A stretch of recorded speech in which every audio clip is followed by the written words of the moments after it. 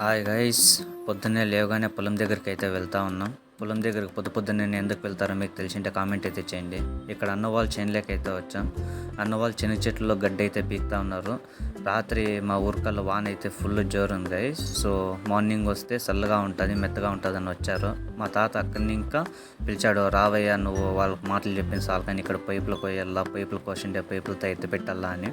ఇక్కడ వచ్చేటడికి మా తాత ఇంకా పైపులు కోస్తానే ఉండే. ఒకసారి పైపులు అయిపోయిన తర్వాత పైపులు అయితే ఎత్తిపెట్టేసాం ఇవి. అంతలోపు మా బాబాయ్ వాళ్ళు అయితే పైపులు చుడతా ఉండ్రి.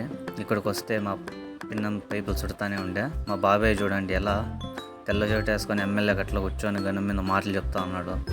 ఇక్కడ చూస్తే కోస్ అయితే ఫుల్ లాస్ గైసి. ఆ మాట చెప్పుకోవాలంటే కోస్ అయితే ఫుల్ లాస్ ఉంది. ఇక్కడ ఇంకా 25% ఆఫ్ క్రాప్ అలానే తోటలోనే ఉండిపోయింది. అమ్మిండేది కూడా అతి తక్కువ రేట్లలో అమ్మిండేది మేము.